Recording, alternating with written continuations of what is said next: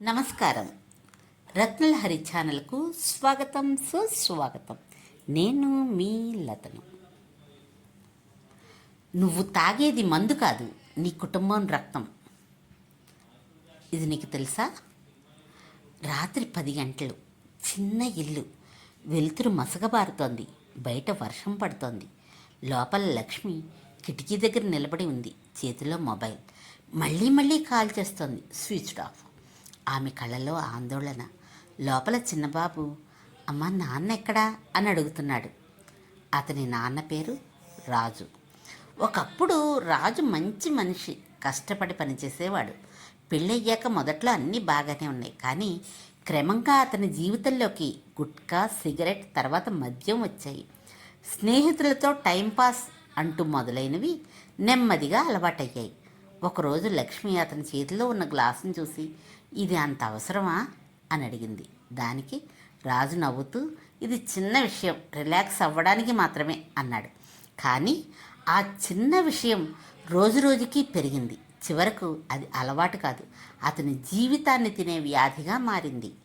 మొదట లక్ష్మి ఇవి వదిలే అని మృదువుగా చెప్పేది. తర్వాత ఏడ్చేది, తర్వాత కోప్పడేది, చివరికి మౌనంగా మారిపోయింది. రాజు జీతం తీసుకొచ్చిన రోజే సగం డబ్బు మద్యం దుకాణాల్లో పోయేది. ఆ గ్లాసులో పడేది మందు కాదు, లక్ష్మి కన్నీళ్లు, పిల్లాడి భవిష్యత్తు. ఇంటికి మిగిలేది తక్కువ. పిల్లాడి స్కూల్ ఫీజు ఆలస్యం, ఇంట్లో గొడవలు, ఆరోగ్యం క్షీణించింది, దగ్గు, అలసట. అయినా అతను దాన్ని ఆపలేకపోయాడు. ఒక రాత్రి ఇదే వర్షం పడుతున్న సమయంలో రాజు బయట రోడ్డుపై మత్తులో కూలిపోయాడు. పక్క వాళ్ళు ఆసుపత్రికి తీసుకెళ్లారు. డాక్టర్ చెప్పిన మాటలు అతని గుండెల్లో గుచ్చుకున్నాయి. ఇంకా ఇలా కొనసాగితే నువ్వు తాగేది మందు కాదు, నిన్ను నమ్మిన వాళ్ళ రక్తం. లక్ష్మి కళ్ళలో నీళ్లు. బాబు తండ్రి చేతిని పట్టుకుని, నాన్న నువ్వు మమ్మల్ని వదిలిపోతావా అని అడిగాడు. ఆ ఒక్క మాట రాజు మనసును పూర్తిగా కదిపేసింది. ఆ రోజు రాజు అద్దం ముందు నిలబడి తనను తాను చూసుకున్నాడు. నేను తాగేది నిజంగా మందేనా, లేక నా భార్య ఆశలనా, లేక నా పిల్లాడి భవిష్యత్తునా అని తనని తాను ప్రశ్నించుకున్నాడు. అతనికి అర్థమైంది, ప్రతి గ్లాసులో అతను తాగింది మద్యం కాదు, తన కుటుంబ జీవితం అని. కొన్ని రోజుల తర్వాత ఆసుపత్రి బయట బెంచ్ మీద కూర్చున్న రాజు తన ప్రక్కన ఉన్న ఓ వృద్ధుడితో మాట్లాడాడు. ఆ వృద్ధుడు చెప్పిన మాటలు అతని ఆలోచనలను మార్చేశాయి. లాభాలు కంపెనీలకు, ప్రభుత్వానికి పన్నుల రూపంలో డబ్బు, కానీ నష్టాలు నీలాంటి వాళ్ళకి, వారి కుటుంబాలకు, దేశ ఆరోగ్యానికి. పూర్తిగా ఆపలేకపోవడానికి కారణాలు కూడా ఉన్నాయి.